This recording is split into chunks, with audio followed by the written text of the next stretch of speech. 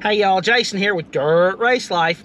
The last time I was up here at Camden, I got run up into the wall pretty good, tore up the car pretty good. We changed out the right front shock as well, got a lot more rebound on it. So we're coming right back to this same track and gonna see how does the car drive differently now that we made the changes. My pit crew tonight is just Kim, but we got it. Y'all stick around. We're going to get some in-car footage, and we're going to try to look at that right front again and on the camera and see what it's doing. All right.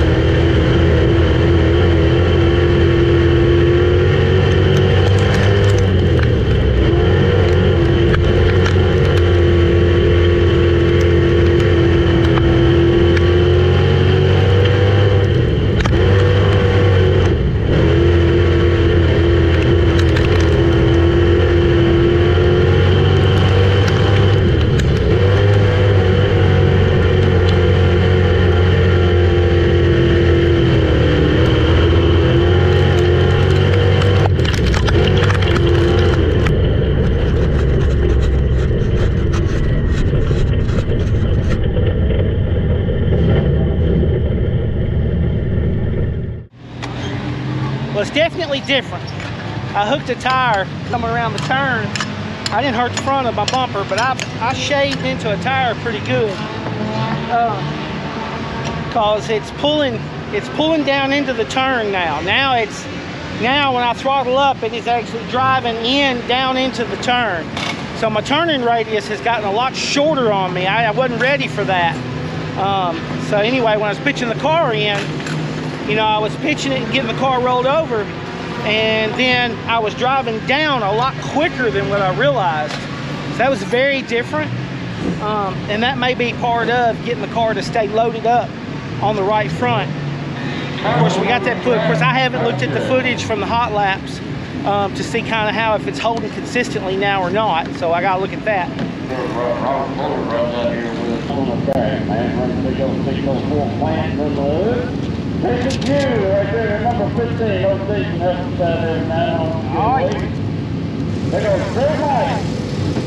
Sponsored by Mike Barnes and Mike Turkey. Jimmy Helfer right there in number 6 in the number 6 position. Hopefully.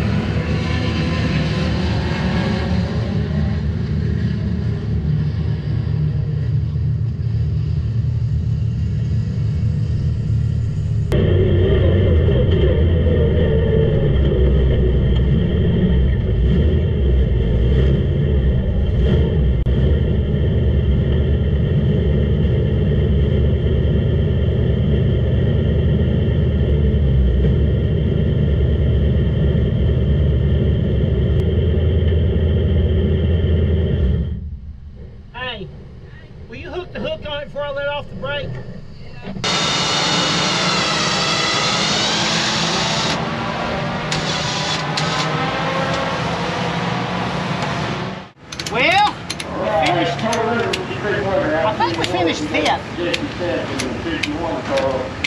I'm happy with Last the first is pretty hard turn in the second place. Y'all, I think we had a pretty good night. Of course, we made the changes, made the right front shock change. I lowered the front end quite a bit. I lowered the front end about 3/4 of an inch. And then up the bite, got the bite up to 230 pounds of left rear bite without the shocks hooked up. So I upped it quite a bit. And left the rear, you know, same ride height on the rear. Big change though, I preloaded the right front all the way down to ride height. I put the chain, I tightened the chain all the way down to ride height on the right front, and I loaded the right rear all the way down to ride height.